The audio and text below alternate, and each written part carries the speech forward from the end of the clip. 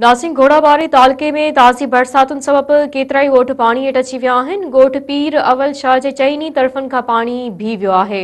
वधीक ॾिसूं था घोड़ाबारी मां गुलाम हैदर खटी जी रिपोर्ट में। जी नाज़रीन, असां हिन वक़्तु मौजूदु आहियूं घोड़ाबारी जे क़रीब। हिते ॿुधाए पियो वञे त हीउ ॻोठ जेको आहे पीर अवल शाह जे नाले सां ॻोठ आहे, क़दीमी ॻोठ आहे। हितां जा जेके राहकोन ॻोठाणा आहिनि उहे चवनि था त असां सां एतिरो त ज़ुल्म आहे। हर वारे जेके चूंडियल नुमाइंदा अचनि था वोट था वठी वञनि, पर हिते तव्हां ॾिसो त तालाब जो मंज़र आहे। सो ॻोठाणा ते मौजूदु आहिनि। हिननि जा घर माल मतो सभु जेको त कुझु मरी वियो आहे, कुझु बचियो आहे।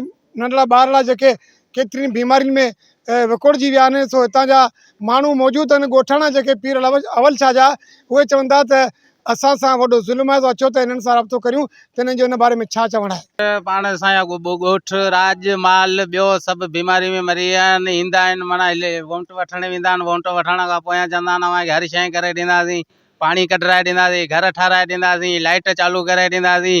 हीअ लाइट असांजी मंज़ूर थी वई आहे, हिन जो ट्रांसफार असांखे कोन पियो मिले। कंहिं बि वॾेरे सरदार ॾे वञूं था त चओ थो बाबा बसि रुॻो इलेक्शन गुज़रण ॾे।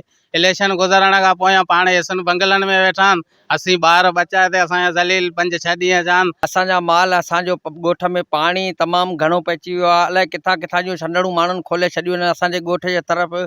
असांजी को माण्हू ॿुधण जे लाइ तयारु न आहे। असीं घोड़ा घोड़ा करे बीह रहिया आहियूं। असां ग़रीब वेल में आहियूं। असांजो को न को हलो मदद कई वञे त रुॻो पाणी पाणी ॿी काई शइ नज़र ते कोन थी अचे।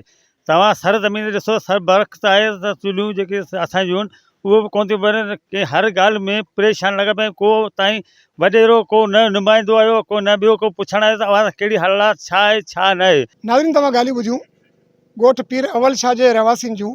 हे चवनि था क़दीमी ॻोठ आहे, अबा ॾाढा हिते मरी ख़तमु थी विया आहिनि। क़ब्रिस्तान बि हिते त घर बि हिते।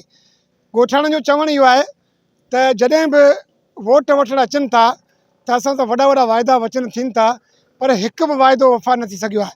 तव्हां हुननि जूं ॻाल्हियूं ॿुधियूं त ॿियो कुझु न ॾियो, वोट भले वठो, अचो ॿिए दफ़ा बि ॾींदासीं, पर ॿियो कुझु न करियो, पाणी कढाए ॾियो। ऐं असां वटि न गैस आहे न ॿियो, चुल्हियूं बि हींअर कमु कोन पियूं कनि, काठियूं बि न आहिनि। सो लिहाज़ा वसवार खे सोचणु खपे, इन ग़रीबनि जी वार कई वञे। कैमरामैन अशोक कुमार सां गॾु आऊं गुलाम हैदर खटी, मेहरान TV न्यूज़, घोड़ाबारी।